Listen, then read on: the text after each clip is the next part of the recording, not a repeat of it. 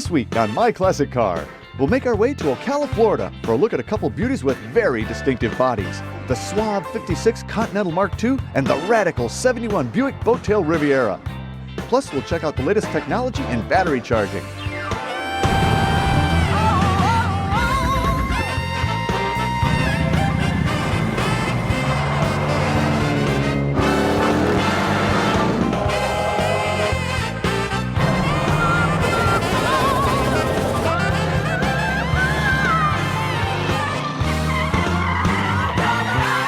In the mid-1950s, Ford decided to try their luck in the high-end luxury car market and launched a whole new division to do it. For 2 short years, in 1956 and 57, the Continental division built one of the most beautiful cars of all time, the Mark II.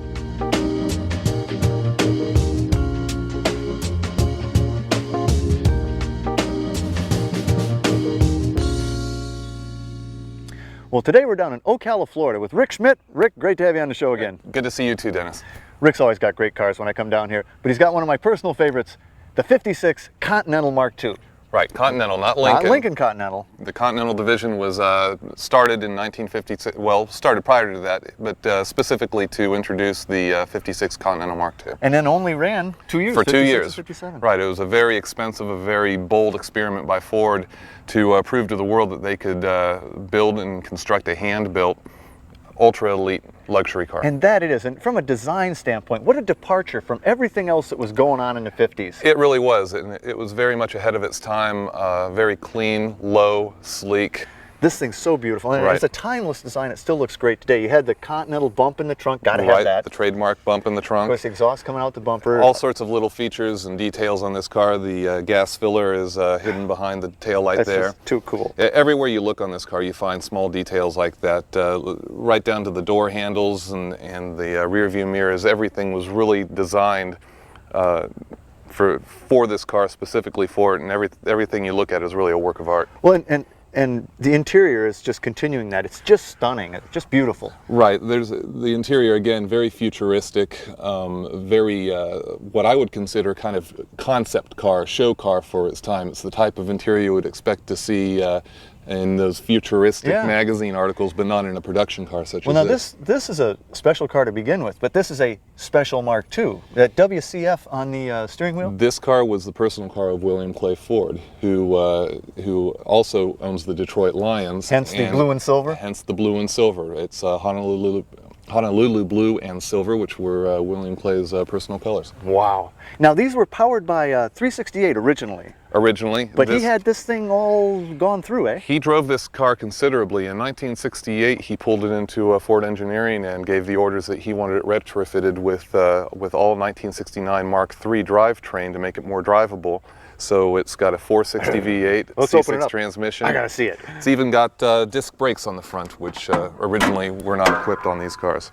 Wow, fits pretty well. It fits right in there. It's a little bit tight on the steering box, and when you get it up on the rack, they had to do a little bit of chopping up on the frame to make the transmission fit in.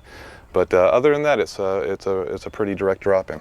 So a few other tricks, like the distributor looks a little different. Yes, there's some experimental pieces in here, and the distributor is one of them. That's a one-off hand-built distributor. That's a 460 distributor that's been modified to accept the tack cable for a gear-driven tack. Now, one thing that strikes me though is this is clearly a modified car, but you're sporting a AACA senior first place prize here. Right, we approached AACA with this car with considerable documentation showing, proving that it was William Clay Ford's car and that all the modifications did take place within the walls of Ford.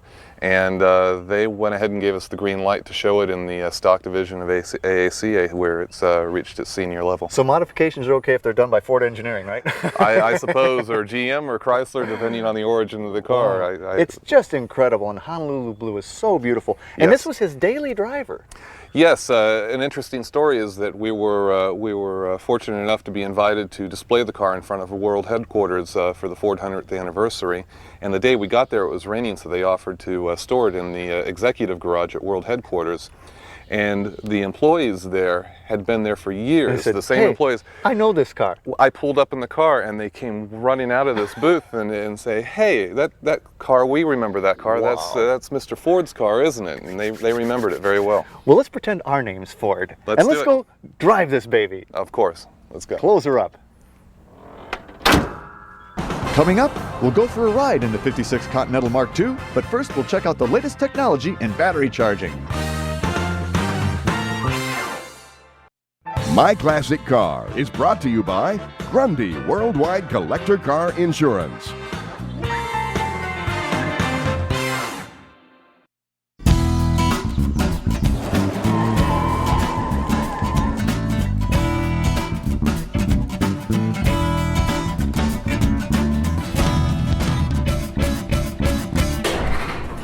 Well, we got Mike Prelick from Deltran Corporation with me today. Mike, how you doing, man? Fine, Dennis. Nice to be here. Great to have you back. Well, what we have before us is several of your Deltran battery tender products here. These are all smart chargers. They basically take your battery up to where it needs to be and just hold it there. They don't overcharge or anything like that, right? Correct. Marvelous products. There's a lot of technology behind this, though. I mean, these are little black boxes, but there's a lot going on inside. There's years and years of engineering effort that went into these on the part of our staff working with the microprocessors and on our staff working with the battery companies themselves on getting them exactly where they want them. So you didn't just whip these things together? No, not at all. It's not an afterthought. Well, I do love the science behind this, and there's some cool stuff that goes on in that box and in the battery itself. What do you say we have a closer look at some of that science? Deltran's Battery Tender is a high-tech microprocessor-controlled charger that provides longer battery life, dependability, and far less maintenance. The Battery Tender is a smart charger that keeps your battery constantly fresh and ready to fire. The microprocessor-controlled battery charger brings your battery up to optimum voltage and then keeps it there automatically. No over or undercharging ever.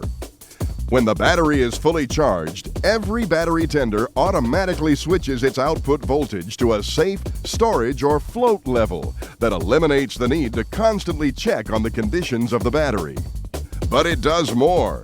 It actually extends the life of your battery by preventing the natural decay that occurs as your battery discharges.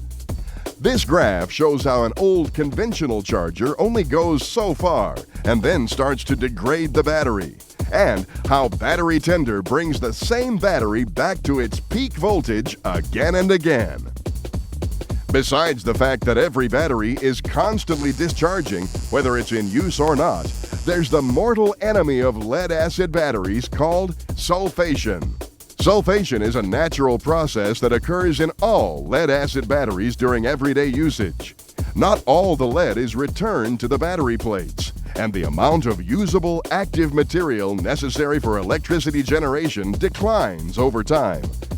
The sulfation process bogs down grids, disrupts recharging, and can eventually destroy the plates, rendering your battery helpless. Sulfation also affects the charging cycle, resulting in longer charging times, less efficient and incomplete charging, and higher battery temperatures. Every battery tender comes with two ways to connect to your car's battery. You can use the standard alligator clips, or for real convenience, permanently attach the quick connector directly to your terminal posts. Now your vehicles are ready to go when you are.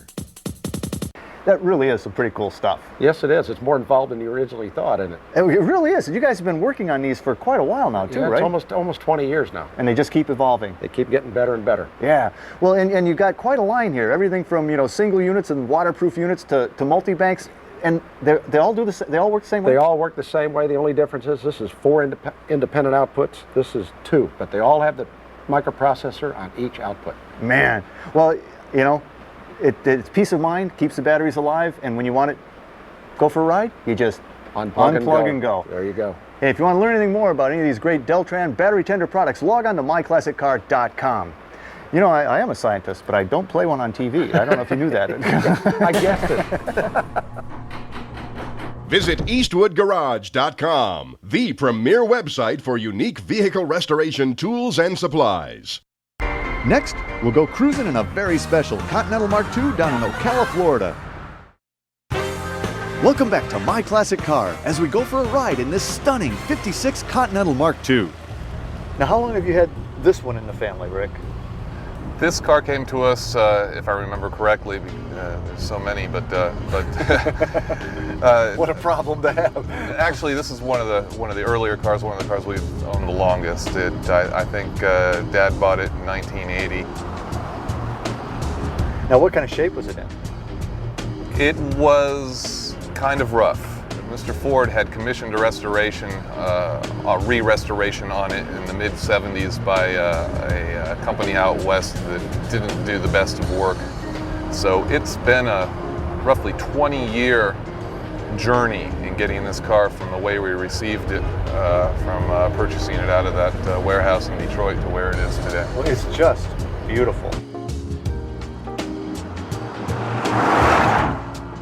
$10,000 in 1956. That was a whole ton of money. That was It was the twice as much equivalent. as the Premier. The Premier was $4,600. Right, a fully decked out Cadillac Eldorado was roughly $5,000. You could buy 2 Eldorados for the price of one of these. You could buy 3 Thunderbirds for the price of one of these. So indeed, it was an expensive car. Sort of the high water mark Mm-hmm. in price, absolutely.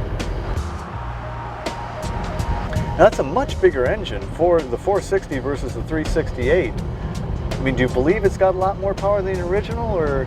I believe it does. I've driven both cars, and my father and I have differing views on this, but maybe I've just tended to lay into the gas a little bit more than he has. But, Go figure. But this 460 in this Mark II, it'll really cook right along, and it does really well at highway speeds too. Once you get on the highway, you can just speed right up to on the interstate to 70 or just cruise and go right with the flow of traffic. The car is actually very practical for driving. You know, other than your worst fear of a rock chip on the nose of it, it can drive anywhere.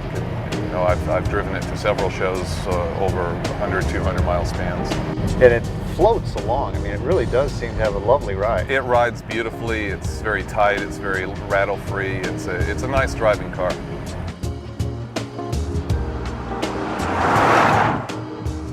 Not a bad turning radius for a boat either, I gotta tell you. No, not too bad, relatively speaking. Rick, that is absolutely beautiful. What a great car, man. Yeah, it's a real experience driving this one. Thanks so much. Oh, you're welcome. You know, I love coming down here, and yeah, I wouldn't mind driving this one. You don't think I could actually? Yeah, anytime. In fact, we can go out right now if you'd like to. You know, I kind of would. Okay. That's why I like coming Plenty down of gas here. left. All All right. right, let's do it. Need parts for your cruiser? Then check out this week's Classic Car Marketplace. Steel Rubber Products supplies only the highest quality restoration rubber parts. Call for your free 576-page catalog featuring a huge selection of the rubber parts you need when you need them. Call 1-800-834-7833 or visit their website at steelrubber.com. Steel Rubber Products, your complete solution for rubber parts and weather stripping. If you're restoring a classic GM car or truck, Classic Industries has the largest inventory of original and reproduction parts and accessories in the business. Call 888-GM-CATALOG to get the catalog of your choice, or go online to ClassicIndustries.com and start shopping today. See why Classic Industries is America's first choice in GM restoration and performance parts and accessories. Need modern tunes for your classic ride? Custom Auto Sound's new Concourse series of radios, now featuring iPod and satellite radio inputs, are made for an OEM fit in your 40s to 80s vehicle. Secret audio for your street rod, custom or classic. Ask your restoration or stereo dealer for Custom Auto Sound or call 800-88-TUNES.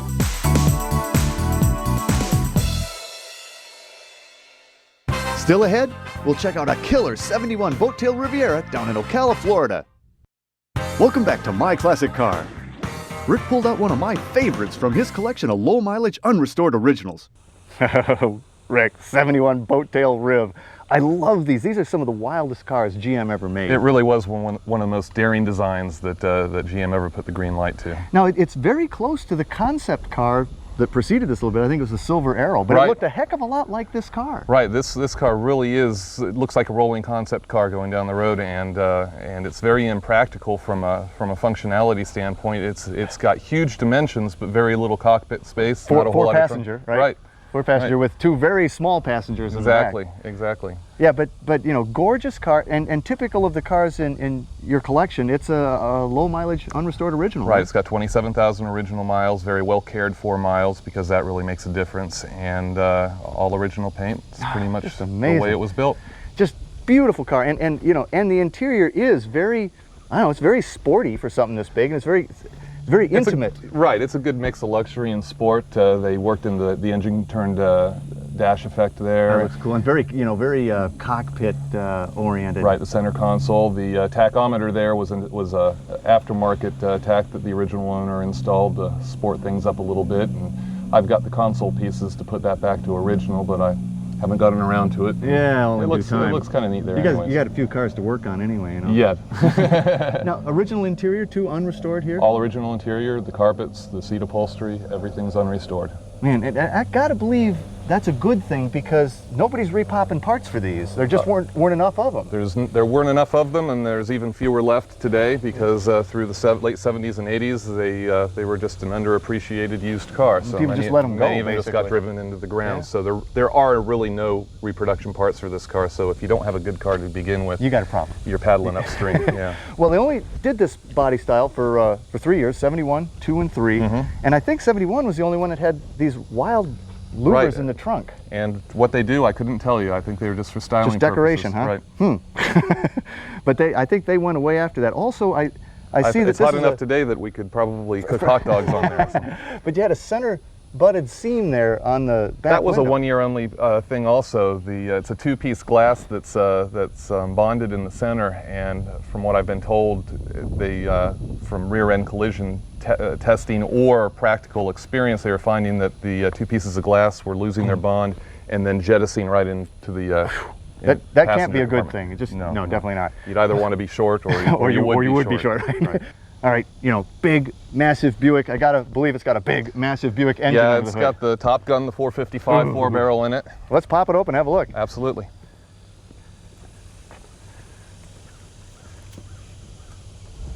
Yeah, that's one long hood too.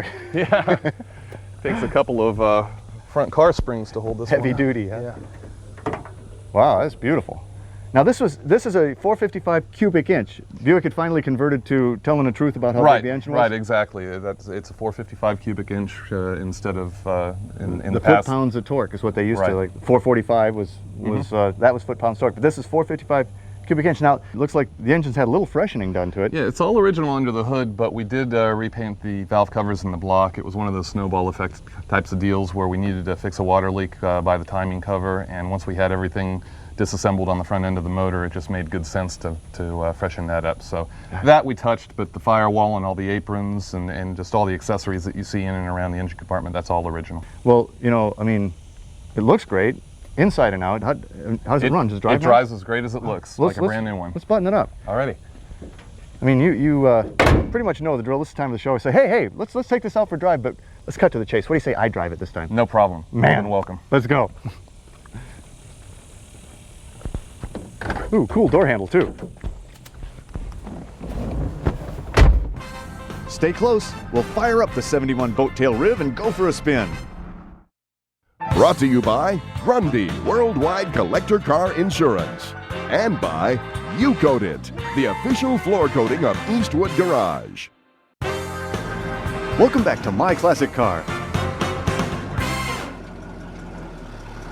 Rick's 1971 Boat Tail Riv is really a unique car, and I just couldn't wait any longer. Life is good. This is an amazing cruiser. This thing is so smooth. Yeah, it drives very smooth, and because the car's never been apart, it's got low miles. It really does drive like a new one should. You know what's different though, and every time I get into a car of this era, first thing I recognize is how little the steering wheel is.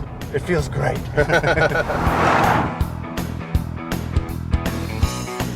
When I was a kid, I remember seeing these things go down the road, and there was nothing like them on the road. They just looked awesome. Yeah, when I was young, these cars always caught my attention right away. If you saw one going down the road, that was the car you were looking at because it was just so unique compared to anything else you saw. And they had that, you know, with the way the thing's laid out, it's just this, you know, everything was so futuristic back then, so you get that kind of Starship cruiser feel out of it. It was one of the more exotic cars on the road.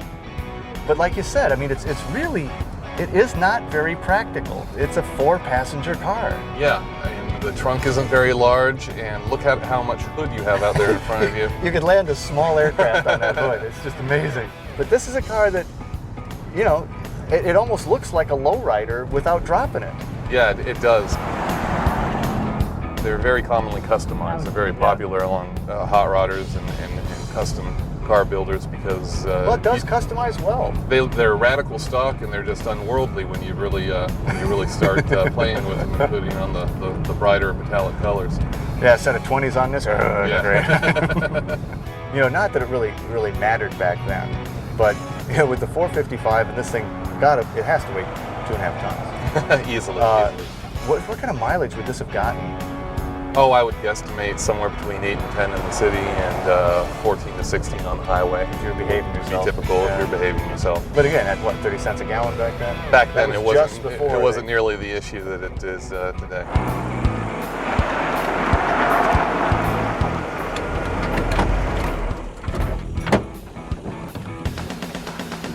Oh man, what a cool ride. You know, I love coming down here, Rick. Not only do you have great cars, but you let me drive them. Oh, man. It's good for them to get driven, so whenever you feel like coming down, just tell us what you'd like to drive. I'll get it ready for you. Well, you know, we could be doing this for a long time. There's a lot of cars to go through. Let's talk about it on the way back to the shop. All right, All right. Let's go. Next week, we'll travel to Flint, Michigan for Back to the Bricks. This is a laid-back show and shine and rolling cruise down the streets of a town rich in automotive history. Plus, we'll check out the latest grills and trim parts for your ride. So until our next meeting, remember, honor the timeless classics. I'm Dennis Gage. Happy motoring. Attention, My Classic Car fans. Go online now to check out our latest selection of DVDs. Order the MCC Legendary Fords, Legendary Chevys, or Legendary Mopars. Or order the GM Special Vehicles Collection. Just can't get enough MCC? Now you can download your favorite MCC episodes from our website. Or get all 26 episodes from a 2008 season in one DVD set.